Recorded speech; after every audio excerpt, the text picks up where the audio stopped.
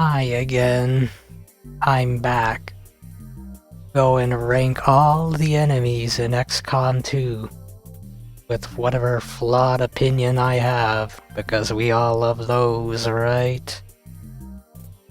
But that being said, before I begin, I want to say what I'm going to rank these by and what settings I am considering you playing.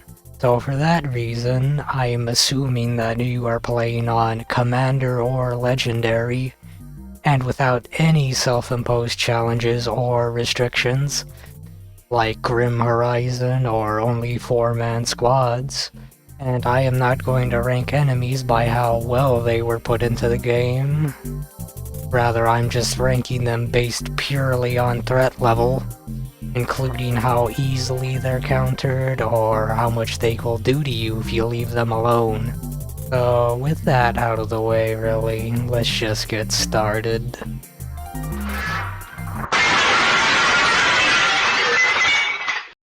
With the Advent Trooper, he's pretty easily in this tier, mostly due to the fact that, he does one thing.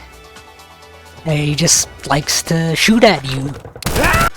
And really, that's the most dangerous thing about him, is that he's so generic that all he does is shoot at you, and that's actually what makes him dangerous, because shooting at you is the most dangerous thing an enemy can do most of the time.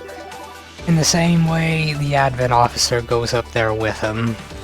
There are less of him and he has better stats, but he also gets to mark you, but at the same time you can abuse his mark and have the person who's marked hunker down and make it really hard to hit them. With the dodge you also get from it, you'll be sure not to get critted either. Stepping up from that, however, is the Stun Lancer, who is going straight in the top tier. Why? Because this guy doesn't care. This guy will run at you and shove that stun rod straight up your ass. And you aren't gonna like it, because that is a chance to roll for a KO. And that's basically an instant kill on you. Sure, you have the specialists with Revival Protocol, or Mind Shields, or Psi Operatives. But early on in the game, where you'll find this guy pretty early on, he can practically cause a squad wipe if you just get unlucky and he knocks people out all the time. So for that reason alone, he's pretty dangerous, and later on he becomes pretty tanky and hard-hitting anyway. So he'll be sure to whittle you down either way. The Shield Bearer...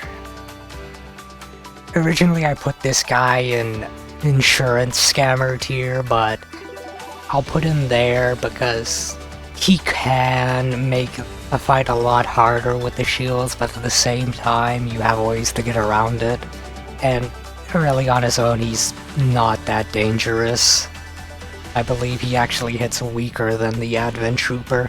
He's just tankier by a long shot, so there's not really that much specialty to him, but he is kind of annoying with a bit of shield HP to everyone around him.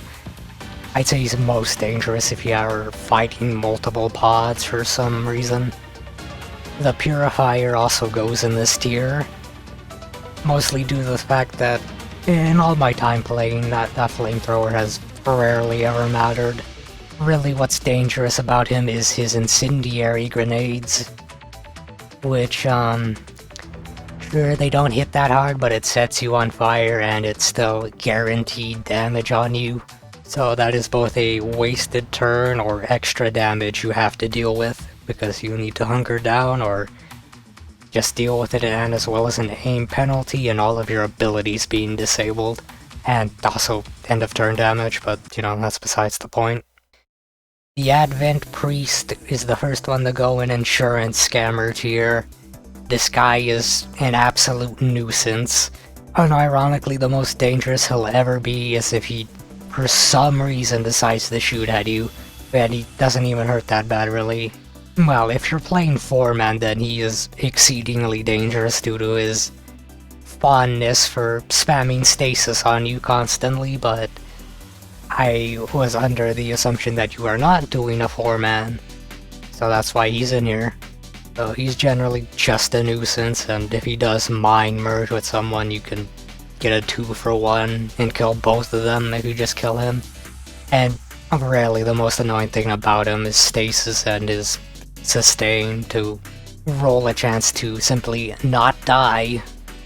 The Advent General, this guy's kind of dangerous for what it's worth. I mean, you're not gonna see him much, but he is pretty tanky and hard to hit. And on top of that, he actually has some pretty good aim and damage, but again, there's only one of them. Just think of him as a super Advent Trooper. He's pretty much, well, I should say super Advent Officer, I should say. That's pretty much what he is, so he's marginally more dangerous, but you're not gonna see him too often, but don't get cocky with him.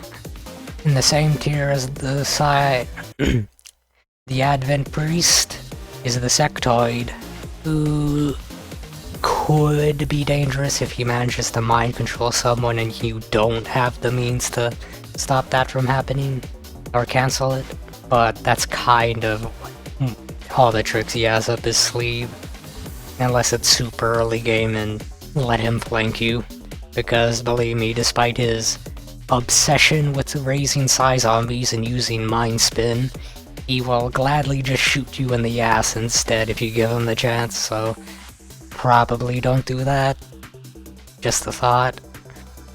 The Faceless goes in the mid tier. He's pretty dangerous at the start of the game, mostly because your weapons are so weak that you can't really take him out that fast, so if he gets to stay alive for a bit, he'll regenerate health, and well, he's pretty good at breaking your cover, and that is, quite frankly, the most dangerous attribute any enemy can have, is simply just being able to break your cover, because you know what happens when your cover's gone. You die!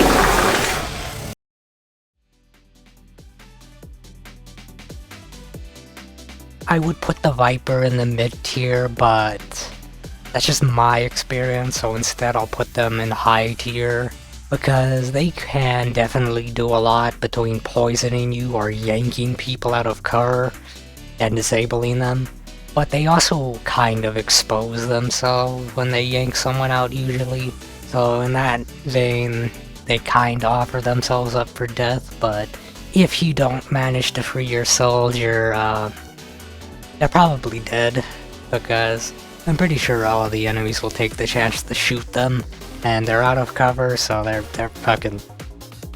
just dead. Beyond that though, they're the generic shoot you and you die. They also have good dodge, but, you know. Mutons, I'm going to just put in the mid tier. The most dangerous thing about them is, again, they can break your cover with a grenade, and that is going to kill you. Moving on to the Chrysalid, not as dangerous as the Lancer. Kind of dangerous, but if you ask me, at the point you encounter them, you're a little geared up, and you also have medkits to counter their poison, and also just heal back the damage they do. They'll add up, don't get me wrong, but unlike Enemy Within, these guys are not nearly as dangerous, especially if they still get like a civilian or something. They're really not gonna be that big of a deal, even the lids that spawn out of the cocoon are actually weaker than normal. The Archon, he's a pretty mixed bag if you ask me, but I'll put him in high tier because really he's more dangerous if he decides to just shoot at you normally, which is probably the rarest thing he'll do. And by that I mean if he gets behind you, which, believe me, he's gonna get behind you, but he would rather just run up to you and whack you on the back of the head with less crit chance than actually just shooting you while you're flanked. Which is the saving grace against him, but if he goes for, like, his Pinion Barrage, you can basically just ignore him. So in that regard, he's not a big threat, but he is also still kind of a big threat if he gets behind you and he didn't get enough movement to run up and whack someone. So if he shoots you normally, he's far more dangerous for some reason. The Andromedon also goes in high tier because you have to kill him twice, and he is exceptionally tanky in both forms. When he's not been killed yet, he's the normal, shoots at you most of the time, but he also does his acid grenade, which is very bad, but it doesn't break recover immediately. Just gonna do some very good damage to you and give some damage over time. It will probably melt your cover later on though if you stay there. And if he tries to run up and punch you, he's probably not going to hit you because the punch is hilariously inaccurate. But if he does hit you, I'm gonna be real, Chief. You're kinda dead. That punch hurts a lot. And punching is all he's gonna do in his second form, and then he'll also leave acid pools behind, which is just annoying for sure. You got a Psi Operative or the Hazmat Vest, then you won't have to care. But otherwise, he's a pretty generally threatening unit, and he takes up a lot of your shots and damage. Berserker, mid-tier. This is basically just a coked up Lancer, but the thing is that separates him from the Lancers that you just aren't going to see him that often, and he comes in far less number than the Lancer. You'll see like several Lancers on a mission, but probably just the same or less on a mission and only on retaliation missions or a chosen stronghold. These guys rarely ever show up anywhere else, which is what makes them less threatening. That, and on top of that, they also just attack their teammates if you piss them off enough. And by piss them off, I just mean shoot them. And for some apparent reason, they sometimes just choose to not attack you. Even though they have enough movement to run up and whack you, they'll just move closer and then dash to get right up next to you and stand there for some reason. As for the turret, I couldn't care less for these things, I'm gonna be honest with you. If they're on a roof, just throw an explosive at them and they're gone. That's it. Just blow up the roof and they'll go with it.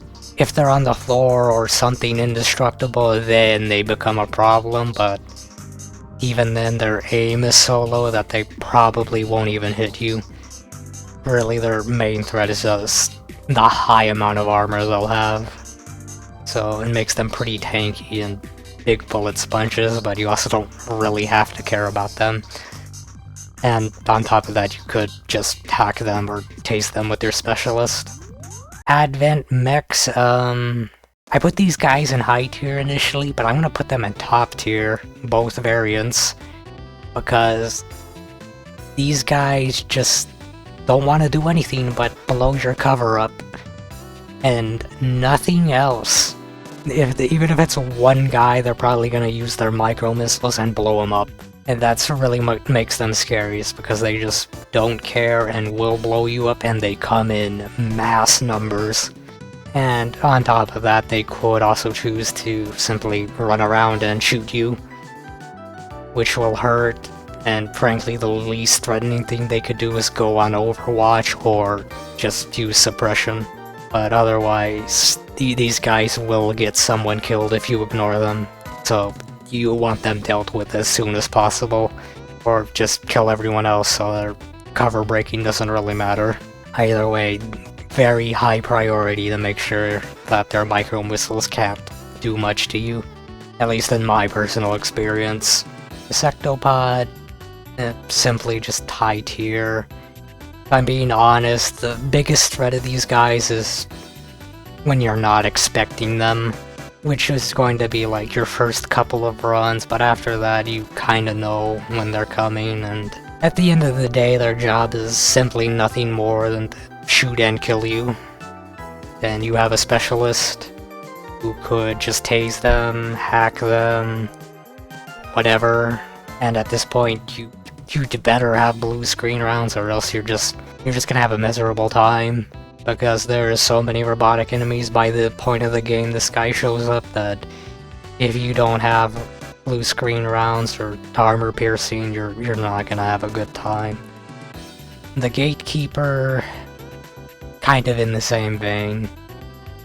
I would rate it as less dangerous than the Sectopod, but the Gatekeeper has a funny move where he can revive everything in the radius of his eye zombie with a fart bomb, and this can also revive lost SI zombies, and that is really bad to say the least. But if you got like a flashbang or can use insanity on him or just disorient him in any way, disable him, whatever, then he'll just drop all the Psy zombies like the Sectoid. Otherwise, really, his biggest threat is being a bullet sponge, and also just kind of hurting if he manages to touch you. Literally touch you, I should add. But his beam also hurts. The Spectre, as a matter of fact, I hate this guy so much that I will make an entire tier just for him. Why? Because I hate this guy with every fiber of my being. He's a robot that is not hackable, but is still vulnerable to blue screen rounds and EMPs. He has two moves that I hate in particular, which is cloning a soldier, which knocks them out immediately, and sure, if you kill the clone they get back up, but that's an extra thing you have to kill, and you are also instantly down a man, and have to waste revival protocol on them, or have a Psy operative run up to them and get rid of it somehow. Or alternatively, they have a stupid mind attack that will instantly set your soldier's will to 0, and pretty much guarantee just benching them, along with a guaranteed panic and maybe a negative trait, which is already bad enough, but he couldn't go invisible, and if he decides to clone your soldier, you'll just run up, clone them, and he gets a free move to run away, to ensure that he can't just be punished for it. And on top of that, he has very good dodge and a high health pool with an elite variant that appears later on with pretty much twice the health. And on all of that combined, just I hate this guy. I wish he dies in a fire, even though he's immune to fire, but you get the idea. All of the rulers go in top tier for one reason alone, and that is ruler reactions. All of them are threatening in their own ways. For example, the Viper King could just eternally stun lock you by holding someone, binding them, and when you shoot the Viper King to set them free, well, he's just gonna bind them again because they're standing right there. And that's really the biggest threat of the Viper King. The Berserker Queen is pretty self-explanatory. If she gets close to you, well, you know, it's a Berserker. Just imagine a Berserker who gets a free move every time you do something. So the Berserker Queen will just endlessly beat on your ass with chance to stun or KO you. And also has an AoE that has a really good chance to stun or KO, and that just makes it awful. Mind Shield is practically a necessity, or Psy Operative with Solus. The Archon King, honestly, I don't know what to say about him because I've rarely ever fought him. I guess the biggest threat about him is if he kidnaps someone into the air and you fail to hit him, and he'll just give them brain damage, which I imagine hurts, but I've never really seen it happen. So I would rate the Archon King as the least threatening, plus you're probably geared by this point. He does give really strong armor though, so thumbs up to that. The Assassin also in top tier out of all the chosen, because she doesn't care. Like the Stun Lancer, as soon as she shows up, she's running straight for you to shove a sword up your ass. That's it. She is going to beat you with that sword, and you are not going to be able to do anything about it. because that sword cannot miss, pierces armor, cannot graze, and on top of that she gets a free move with enhanced mobility every time she whacks you with it to escape pretty much out of vision. So you definitely want a battle scanner or a specialist with scanning protocol, and she goes invisible. If anything, I think you should actually clump up like 2 people against her so she does a harbor wave instead of whacking you with her sword, because at least the harbor wave does no damage, and if you position them right you can technically get both soldiers that were hit by it up, or I'll just put a mine shield on one of them and clump it up with another person who also has one, or not, either way. But otherwise, yeah, she just runs up and tries to kill you, and that's the most dangerous thing, because it's all guaranteed damage that can't be mitigated unless you got a ranger with untouchable. The hunter goes in a tier below, mostly due to the fact that he does kind of try to kill you, but he doesn't really have anything guaranteed, unlike the assassin. Really, the most he'll be able to do to you is get lucky on shooting you, or if he grapples behind you and just shoots someone with his rifle. If he does this early on, that soldier is as good as dead, I'm gonna be honest with you. But again, his aim is not perfect, surprisingly enough, and he can pretty easily miss, so he's not too bad as far as it goes. And he has probably the least annoying dazes. He just shoots you with a tranquilizer or throws a flashbang at you, and that makes him probably the most fun chosen to fight to me as far as it goes. And he's pretty threatening too, without being overwhelming. But otherwise, the Warlock over here goes in insurance scammer tier. He should be higher. Well, you know what, I am gonna put him higher. I'll put him in the mid tier because, to be honest with you, the Warlock is countered by one thing, and that is either Mind Shields or one Psi Operative with Solus, and he can't really do anything. Because the main threat of him is his Mind Scourge that could leave someone disoriented when you unstun them. And he will attempt to mind control disoriented soldiers. And since he's immune to disorient himself, you can't stop that mind control. But if you just prevent it from happening in the first place, there's not really much he can do than just shoot at you with a weak rifle. Or hell, better yet, just throw an incendiary on him, or do anything else to set him on fire. And he literally can't do anything but shoot at you.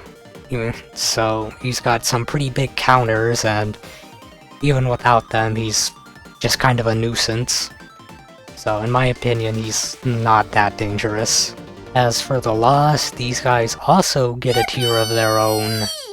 Unlike the Spectre, this guy is really cool, because this guy is the best meat shield you'll ever have. You thought your Mimic Beacons were good? Nah, the Lost, these guys are better than any Mimic Beacon use you'll ever have. Yes, the Lost will generally target you more than the aliens in Advent, but the thing is, Advent will target them far more than they'll target you, and that's the big part. This makes them just meat shields for you. And even if they get right up next to you, that's still going to be a big aim bonus. And on top of that, they really don't hit that hard. Really, they're more on your side than they are an enemy, because Advent will shoot at them and waste time and ammo. Hell, mechs will just waste micro missiles on them. They might even just try to suppress one for some reason. These guys will just cause Advent to waste their turns, and that's insane. And if you really want to double down on that, you can get the Law Slur and just outright have them only attack Advent. So really, in the end, this guy is the best. He's my beloved.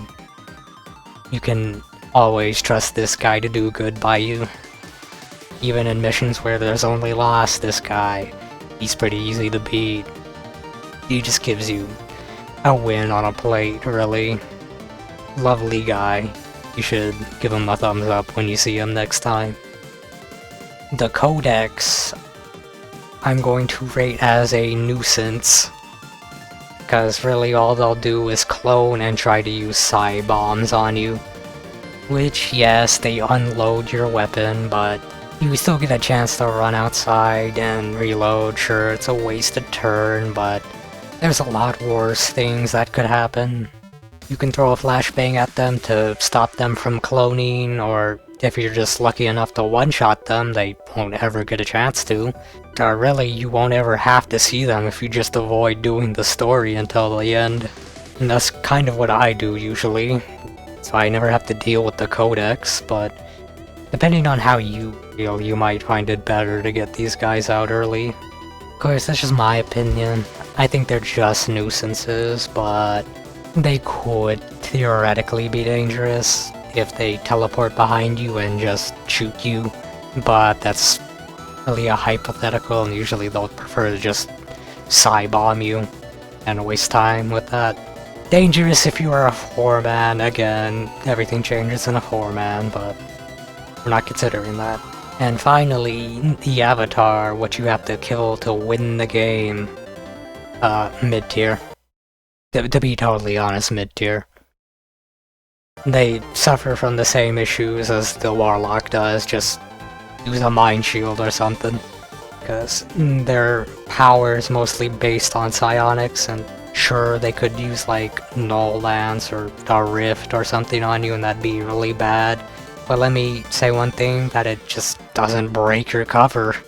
And that's really the big thing. Sure, it's guaranteed damage, but your cover stays up and that mitigates the risk of you being finished off.